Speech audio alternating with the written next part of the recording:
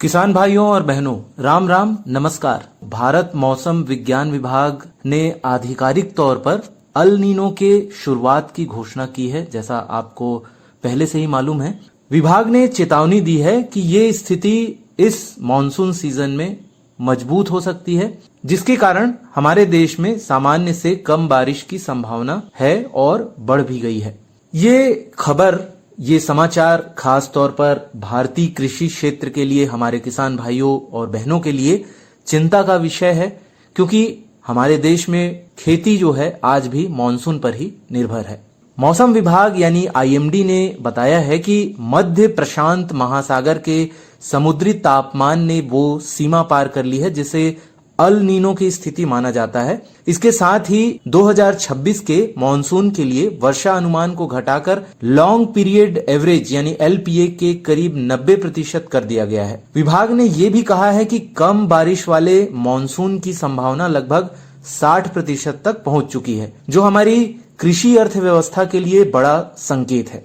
अब किसान भाइयों, ये जानते हैं कि अल नीनो मौसम को कैसे बदलता है। अल नीनो एक प्राकृतिक जलवायु घटना है जिसमें प्रशांत महासागर के मध्य और पूर्वी हिस्से का पानी सामान्य रूप से अधिक गर्म हो जाता है। सामान्य परिस्थितियों में व्यापारिक जो हवाएं होती हैं, जिसे ट्रेड विंड्स कहा जाता है, ये गर्म पानी को हमारे महाद्वीप यानी एशिया की ओर धकेलती है, जिससे भारत में मॉनसून को नमी मिलती है। लेकिन अल नीनो में क्या होता है, इस दौरान ये जो हवाएं कमजोर पड़ जाती हैं और गर्म पानी वापस पूर्व की ओर खिसकने लगता है, जिससे भारत की ओर नमी लाने वाली प्रणाली जो है वो कमजोर हो जाती है और बारिश कम होने लगती है। मौसम वैज्ञानिक इस स्थिति को वायुमंडलीय सबसिडेंस कहते हैं, जिसमें हवा नीचे बैठ जाती है और बादल बनने की प्रक्रिया बाधित होती है। अब किसान भाइयों और बहनों, ये जानते हैं कि ये हमारी भारतीय कृषि पर क्या संभावित असर डालेगी। तो भारत की जो कृषि प्रणाली है, इसका बड़ा हिस्सा अभी भी वर्षा पर निर्भर, ये तो आप जानते ही हैं। ऐसे में जो अल नीनो का सीधा असर खरीफ फसलों पर पड़ सकता है। विशेषज्ञों का मानना है कि अगर बारिश कम होती है तो फसल उत्पादन में गिरावट के साथ साथ खाद्य वस्तुओं की कीमतों में भी बढ़ोतरी हो सकती है, जिसका सीधा असर उपभोक्ताओं पर ही पड़ता है। अभी जैसे कि खरीफ का समय है और इसकी जो सबसे महत्वपूर्ण फसल है हमारे क्षेत्र में धान यानी राइस। सिंचाई सुविधा वाले क्षेत्रों में इसमें कम असर पड़ेगा, लेकिन कुल उत्पादन घटने का खतरा भी है। इसके अलावा दालें और तिलहन, इसमें बारिश पर निर्भर होने के कारण ये सबसे ज्यादा जोखिम वाला क्षेत्र है। इसके अलावा जो खरीफ की कुछ और फसलें हैं जैसे मक्का, ज्वार और बाजरा, ये भी नमी की कमी से पैदावार इसकी प्रभावित हो सकती है। सिंचाई लागत भी बढ़ेगी, क्योंकि ट्यूबवेल और भूजल यानी कि जो ग्राउंड वाटर है, इस पर निर्भरता बढ़ने से खर्च भी बढ़ सकता है। अल नीनो का हमारे किसान भाइयों और बहनों और साथ ही साथ हमारी जो ग्रामीण अर्थव्यवस्था है उस पर क्या असर पड़ेगा, ये जानते हैं। अल नीनो के प्रभाव से हमारे भारत में कम बारिश होने की संभावना है। कम बारिश की स्थिति में खेतों में जो है सूखे जैसे हालात बन सकते हैं, जिससे किसान भाइयों और बहनों की आय प्रभावित हो सकती है। कई इलाकों में दोबारा बुआई की नौबत भी आ सकती है। इसका असर केवल खेती तक सीमित नहीं रहेगा, बल्कि पशुपालन, चारा उपलब्धता और ग्रामीण रोजगार पर भी दबाव बढ़ सकता है। अल नीनो जो है ज्यादातर आपदा बनता है, लेकिन जो इतिहास है वो ये बताता है कि हर बार हमारे देश में अल नीनो में गंभीर सूखा नहीं पड़ता। सिंचाई सुविधाओं के विस्तार, फसल बीमा योजनाओं और सरकार की कृषि नीतियों ने हालात को काफी हद तक बेहतर बनाया है। सरकार ने भी संकेत दिए हैं कि अगर बारिश कम रहती है तो दोबारा बुआई के लिए बीजों का पर्याप्त भंडार तैयार रखा गया है। साथ ही मिलेट्स जो होते हैं, मोटे अनाज यानी श्री अन्न जो होते हैं, और साथ ही सूखा सहन करने वाली फसलों को बढ़ावा देने पर भी जोर दिया जा रहा है। जैसा कि आप जानते ही हैं कि ये जो अल नीनो है, इसकी शुरुआत ने हमारे देश में मौसम और कृषि को लेकर नई चुनौतियां खड़ी कर दी है, आशंकाएं जताई हैं। तो ये जो अल नीनो है, इसके संबंध में हमारे किसान भाइयों को एक सलाह है कि अगर मानसून कमजोर रहता है तो इसका असर केवल खेतों तक ही सीमित नहीं रहेगा, बल्कि ग्रामीण अर्थव्यवस्था पर भी प्रभाव पड़ेगा। तो इसके लिए आप भी कुछ बदलाव कर सकते हैं और मौसम विभाग की चेतावनी के अनुसार खेती की रणनीति अपनाएं। कृषि जो विशेषज्ञ हैं उनसे आप चर्चा कर सकते हैं इसके संदर्भ में, और साथ ही जो भी जोखिम है उसको कम करने का प्रयास करें। अरे अरे अरे क्या कर रहा है? इधर इधर इधर हम बोल रहे हैं तेरे बीजू का। तो चलो बोल रहे। पक्षियों से तो हम खेत को बचा लेते हैं, पर इन घातक रसायनों से कैसे बचाएं? मतलब?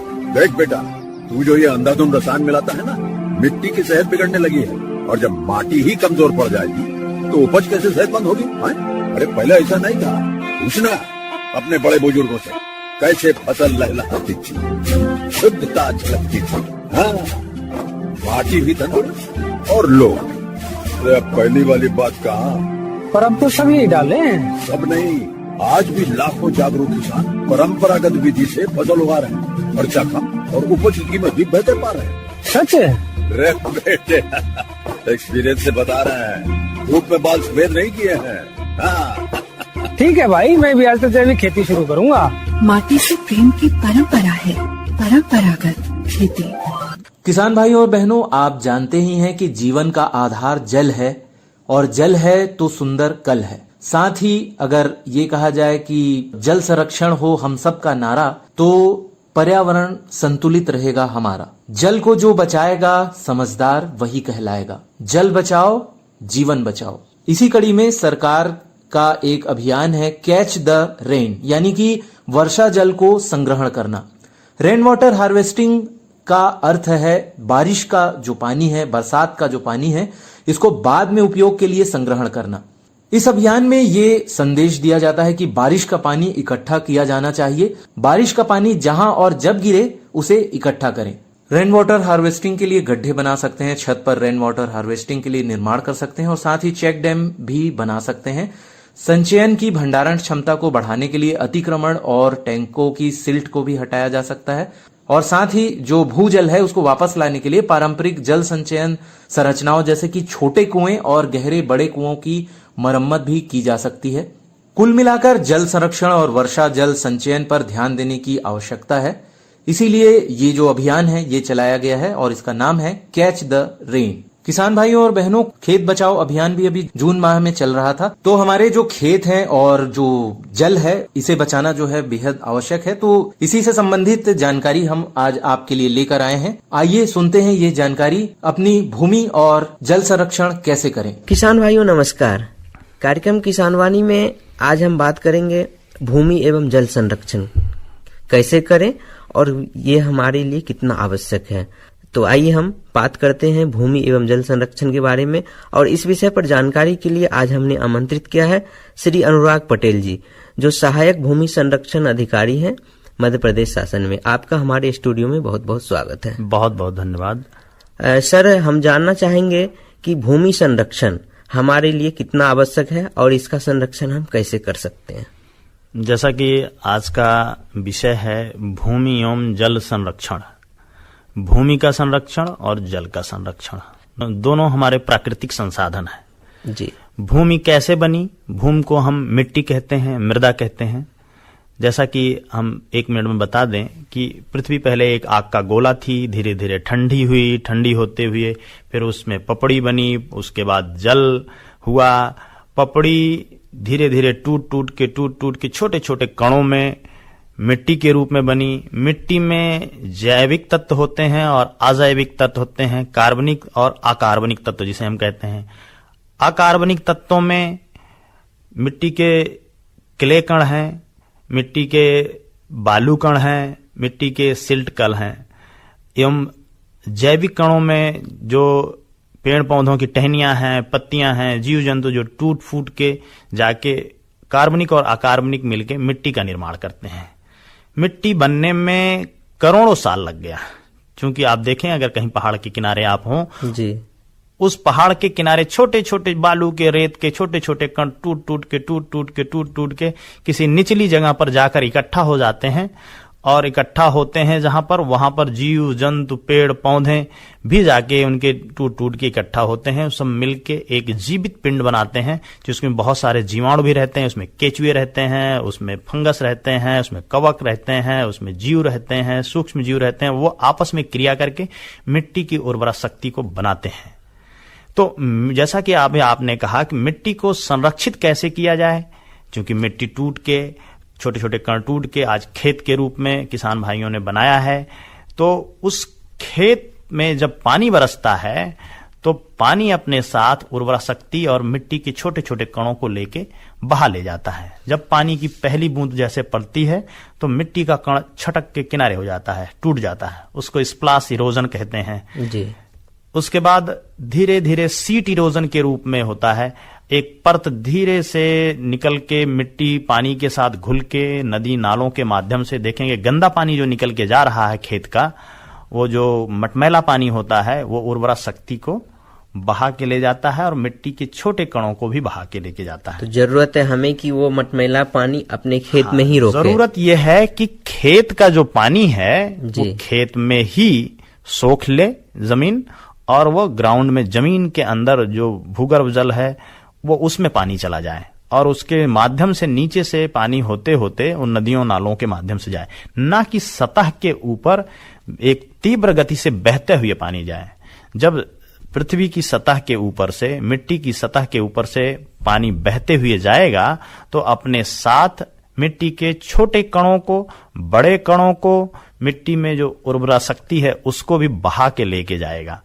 तो किसान भाइयों को अपने खेत का पानी अपने खेत में संरक्षित रखने के लिए कुछ संरचनाएं बनानी होंगी जी। जैसे गर्मी का सीजन अभी आ रहा है, किसान भाइयों को गर्मी की गहरी जुताई कर देनी चाहिए। ग्रीष्मकालीन जुताई जो है वो कई एंगल से, कई मायनों में फायदेमंद होती है। एक तो जो कीटाणु जीवाणु पेड़ पौधे और खरपतवार होते हैं वो नष्ट हो जाते हैं, मिट्टी पोली हो जाती है, गहराई 6 इंच अगर मिट्टी की जुताई हो गई है तो जैसे ही पानी बरसता है पानी खेत में ही रुका रहता है और अतिरिक्त पानी नीचे की तरफ चला जाता है, जो कि हमारे भूमि के जल स्तर को बढ़ाता है। यानी गहरी जुताई बहुत ही लाभकारी है। गहरी जुताई बहुत लाभकारी है, जो हमारे भूमिगत जल को भी बढ़ाता है और साथ ही उर्वरा शक्ति भी खेत में बनाए रखता है। अब किसान भाइयों को क्या करना चाहिए? अगर उनकी मेड़ बंधान नहीं हुई है तो मेड़ को बांध लें, चारों तरफ मेड़ होनी चाहिए ताकि खेत खुला न रहे। तो अगर 6 इंची पानी बरसेगा, 10-20 इंची जो भी पानी बरसेगा वो खेत में ही रुका रहेगा, रात भर दिन भर पड़ा रहेगा, धीरे धीरे सोख कर वो जमीन के नीचे चला जाएगा। तो उस पानी को यह अवसर नहीं मिलेगा कि वह मिट्टी के कणों को बहा के लेके जाए। तो मिट्टी के कण नहीं जाएंगे, उर्वरा शक्ति नहीं जाएगी, तो पानी सुरक्षित हो जाएगा। सबसे सस्ता उपाय मेड़ बंधान है जी। तो यानी गहरी जुताई के बाद फिर दूसरी उपाय है कि मेड़ बंधान करें जी। अब हम ये जानना चाहेंगे कि ऐसी भूमि जो पहाड़ी इलाके में है या पहाड़ी के आसपास है और वो पूरी तरह से उर्वरा शक्तिहीन है, ऐसी भूमि को हम वर्षा जल संग्रहण करके किस प्रकार से जीवित बना सकते हैं, हरा भरा बना सकते हैं? जो भूमि ज्यादा ढालदार है जी, जिसका स्लोप ज्यादा है, उस भूमि में कंटूर बंडिंग करनी चाहिए। कंटूर बंडिंग एक निश्चित ऊंचाई पर मेड़ को बांधने को कहते हैं जी। तो किसान भाइयों को खेत को छोटा छोटा करने के लिए कंटूर बांध बनाना चाहिए। इससे क्या होगा, खेत छोटे हो जाएंगे। जब बांध छोटे से मेड़ बना देंगे तो उतना खेत समतल हो जाएगा। फिर एक नीचे, उसके नीचे दूसरा मेड़ बना देना चाहिए, दूसरा कंटूर, तो वो नीचे वाला खेत समतल हो जाएगा। उसके नीचे तीसरा बना देना चाहिए। अब खेत का स्लोप कितना है उसके हिसाब से उन कंटूर बंदों की लंबाई निर्धारित होगी कि कितने बड़े कंटूर बंड कितनी कितनी दूरी पर डाले जाएं। जब उन मेड़ों को बांध देंगे तो वहां पानी अपने आप संरक्षित होने लगेगा। इसके अलावा जो सबसे निचला पॉइंट हो, जहां पर जिलकन भूमि हो, जहां पर नमी रहती हो, किसान भाइयों को चाहिए उस भूमि पर एक तालाब खोद देना चाहिए। तो ऊपर का जो पानी आएगा वो उस तालाब में इकट्ठा होगा। सपोज दैट अगर कोई सूखा पड़ा 10 दिन 5 दिन का, सामान्यतः खरीफ सीजन में ऐसा सूखा पड़ जाता है जी। बारिश होती है, किसान भाई धान का रोपा लगा देते हैं, फसल बो देते हैं, अरहर बो देते हैं, सोयाबीन बो देते हैं, तिली बो देते हैं, लेकिन 15 दिन पानी नहीं बरसा, फसलें मुरझाने लगती हैं। तो जो पानी किसान भाई अपने तालाब में संरक्षित करके रखे हुए हैं उसको पंप से ले जाके सिंचाई कर दें। सिंचाई कर देंगे तो फसलें हरी भरी रहेंगी। हो सकता है 10-5 दिन बाद पानी जरूर बरस ही जाता है, जब पानी बरस जाएगा पुनः पानी आएगा और जो एक्स्ट्रा पानी होगा, अतिरिक्त पानी होगा, फिर अपने तालाब में इकट्ठा हो जाएगा। तो किसान भाई को पानी को भी संरक्षित करना है और मिट्टी को भी संरक्षित करना है। जैसा कि आपने आज बताया कि आज विश्व जल दिवस है। विश्व जल दिवस क्यों मनाया जा रहा है? कि जल के प्रति लोगों में जागरूकता रहे। आज हमें प्रण करना चाहिए कि हम इतना जल पीते हैं, इतना जल उपयोग करते हैं, क्या उतना ही हम जल को संरक्षण के लिए भी कभी सोचते हैं? हमें प्यास लगती है, खट से हमने एक गिलास पानी पी लिया, जो बड़ा बेकार का बचा पानी था उसको हमने फेंक दिया। लेकिन हम क्या ये सोचते हैं कि ये एक एक बूंद पानी जो है हमारे लिए कितना कीमती है, उसको कैसे संरक्षित किया जा सकता है? ये आज हमें और गहराई से सोचने का विषय है। जी, यदि जल है तभी हमारा कल है। तो जरूरत है कि वर्षा की एक एक बूंद जहां गिर रही हो वहीं हम उसको संरक्षित करें।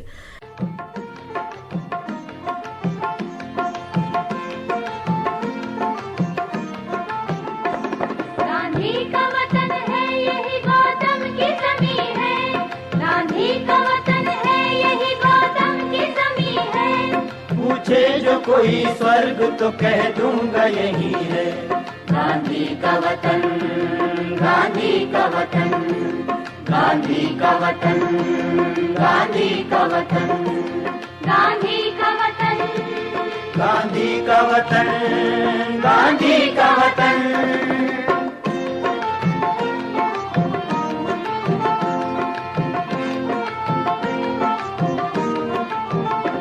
गूंजे हैं यही सूर्य के तुलसी के तराने, गूंजे हैं यही सूर्य के तुलसी के तराने। खुसरो ने नए राग यहीं पर तो निकाले, खुसरो ने नए राग यहीं पर तो निकाले।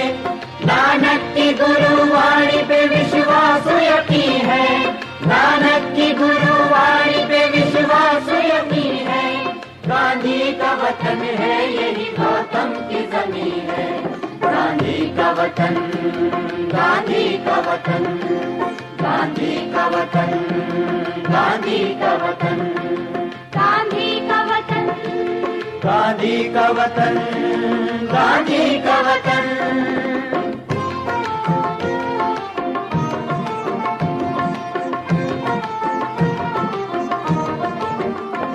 इस धरती पे मिलती है एलोरा की गुफाएं, इस धरती पे मिलती है एलोरा की गुफाएं।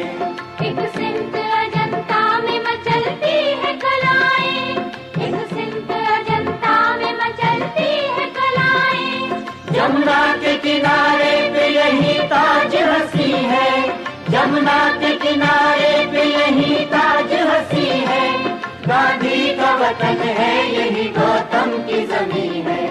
गांधी का वतन, गांधी का वतन, गांधी का वतन, गांधी का वतन, गांधी का वतन, गांधी का वतन, गांधी का वतन।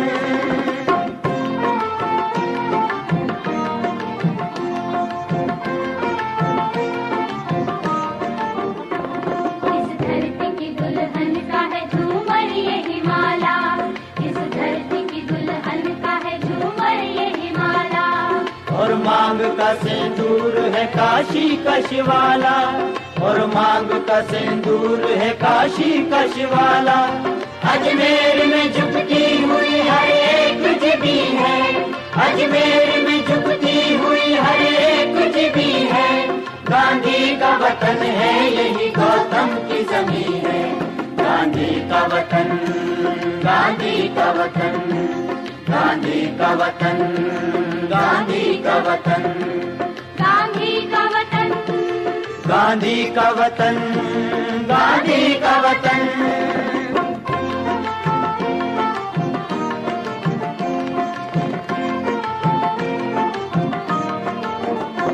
गुजरी है बड़ी वीर यहाँ झांसी की रानी, गुजरी है बड़ी वीर यहाँ झांसी की रानी। जिसने के फिरंगी से कभी हार न मानी, जिसने के फिरंगी से कभी हार न मानी। इंसानों में इस देश के कुछ भेद नहीं है, इंसानों में इस देश के कुछ भेद नहीं है। गांधी का वतन है यही गौतम की जमी है। गांधी का वतन, गांधी का वतन, गांधी का वतन, गांधी का वतन, गांधी का वतन है यही गौतम की जमी है। गांधी का वतन है यही गौतम की जमी है। पूछे जो कोई स्वर्ग तो कह दूंगा यही है। गांधी का वतन, गांधी का वतन, गांधी का वतन, गांधी का वतन, गांधी का वतन, गांधी का वतन, गांधी का वतन।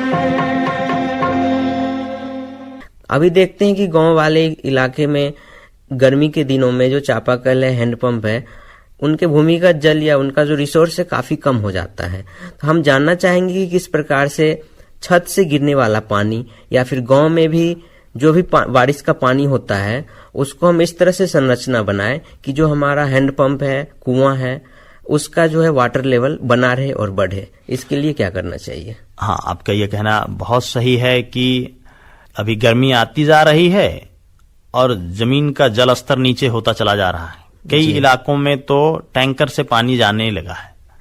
जैसे गर्मी बढ़ती जाएगी, उन इलाकों में जहां हैंडपंप थे उन हैंडपंपों में राइजर पाइप लगानी पड़ेगी जी। अभी वो 50 फुट पे था, फिर 80 फुट पे ले जाएंगे, फिर 150 फुट पे ले जाएंगे, फिर 300 फुट पे ले जाएंगे, उसके बाद भी वो पानी नहीं देगा। इसका मतलब यह है कि जो छत का पानी है, जो रोड पर पानी बरसता है, जहां पक्की जगह है, उस पानी को बह के वो नाले के माध्यम से, नदी के माध्यम से समुद्र में चला जाता है। तो उस पानी को संरक्षित करने के लिए हमें कुछ न कुछ उपाय करने चाहिए।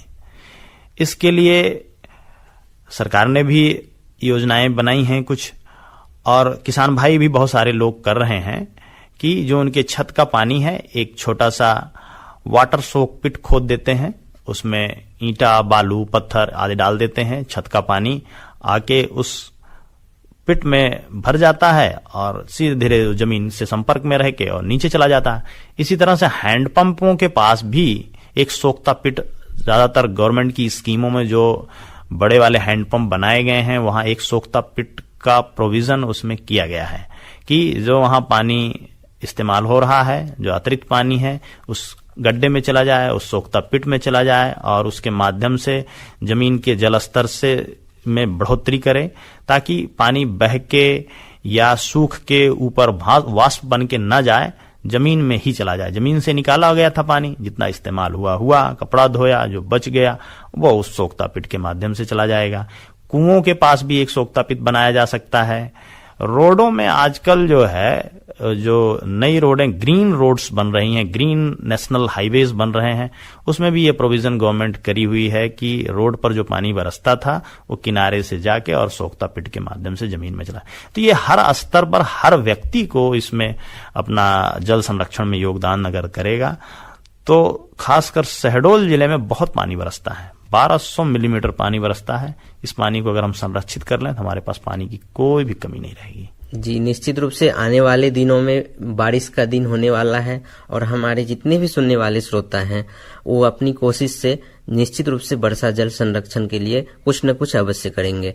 अब हम जानना चाहेंगे कि वर्षा जल संरक्षण से संबंधित जो भी उपाय हैं, इनमें शासन की क्या सहायता होती है और ये सहायता हमारे श्रोतागण किस तरह से प्राप्त कर सकते हैं? किसान भाइयों, ग्राम पंचायत विकास विभाग जो है आपके ही ग्राम में मिट्टी एवं जल को संरक्षण करने के लिए योजनाएं हैं। एक योजना है मेड़ बधान की। बहुत सारे किसान भाइयों ने मेड़ बधान अपने खेतों में कराया है। इसमें कुछ श्रम आपका या कुछ पैसा आपका लग सकता है। अगर आप अपना श्रम दे देते हैं तो पैसा आपका नहीं लगेगा और मेड़ बधान हो जाएगा। गवर्नमेंट की जो योजनाएं हैं उससे, गवर्नमेंट की स्कीम है खेत तालाब की। आपके पास खेत है, अगर आपके पास ठीक ठाक खेत है, 4 एकड़ 3 एकड़ 2 एकड़ है, जो निचली भूमि है जहां पर आप समझते हैं कि खेती बाड़ी अच्छी नहीं हो पा रही है, उसको कोशिश करें कि उसको तालाब में परिवर्तित कर दें। तालाब की मेड़ों पर अच्छे से फसलें भी लगा सकते हैं, अरहर लगा सकते हैं, पेड़ पौधे लगा सकते हैं। तालाब में मछली पालन करके अतिरिक्त आय अपना ले सकते हैं।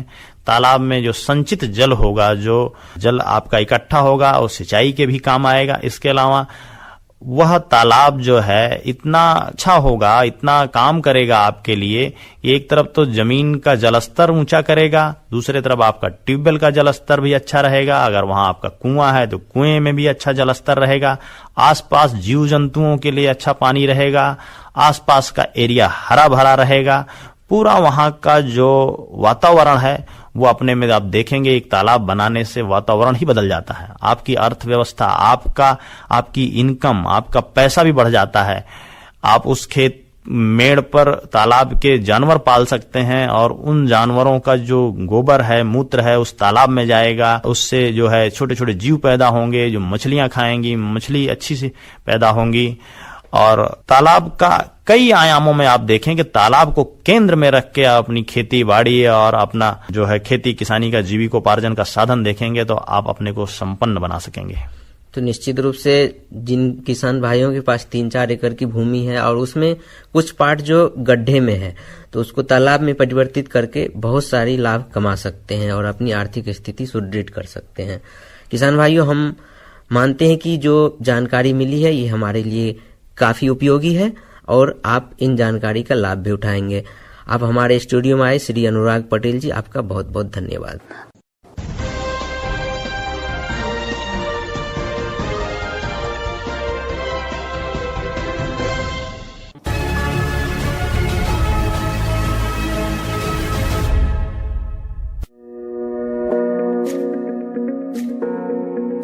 आज भारत का किसान पहले से अधिक सशक्त, समृद्ध और आत्मनिर्भर है। भारत सरकार की नई पहल के अंतर्गत ड्रोन दीदी योजना को कार्यान्वित किया गया है।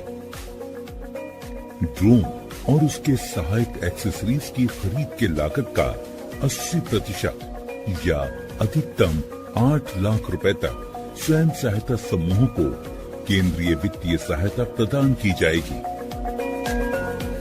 इस क्रांतिकारी पहल से अतिरिक्त आय अर्जित करने के लिए हमारे किसान सक्षम होंगे। माननीय प्रधानमंत्री श्री नरेंद्र मोदी जी के नेतृत्व में भारत सरकार किसानों को ड्रोन के उपयोग के लिए प्रोत्साहित कर रही है। किसान ड्रोन का उपयोग कर पारंपरिक खेती के तरीकों को बदल रहा है। आधुनिक हाई रेजोल्यूशन कैमरा और उन्नत सेंसर से लैस किसान ड्रोन भारतीय कृषि क्षेत्र को नई ऊंचाइयों पर ले जाने की क्षमता रखते हैं। कीटनाशकों और उर्वरकों का छिड़काव, हवाई निगरानी, फसल और मृदा स्वास्थ्य की निगरानी, बीजारोपण, क्षतिग्रस्त फसलों का आकलन और फसल बीमा के दावों की जानकारी दे सकता है। किसान ड्रोन की उपलब्धता के लिए केंद्रीय कृषि मंत्रालय द्वारा ड्रोन की खरीद के लिए वित्तीय सहायता दी जा रही है। ड्रोन दीदी योजना को अपनाने से स्वयं सहायता समूह की महिलाओं पर व्यापक प्रभाव पड़ेगा और इनकी आय में भी वृद्धि होगी। कल तक जो हमारे किसान संसाधन के अभाव में कठिनाइयों में थे, वो अब नई तकनीक की ताकत से मजबूत हो रहे हैं और यही परिवर्तन हमारा नया भारत है, जिसकी गूंज पूरी दुनिया में सुनाई दे रही है।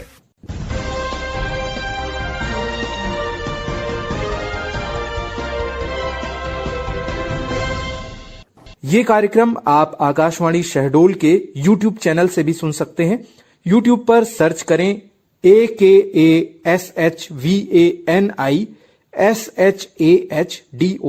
यानी आकाशवाणी शहडोल।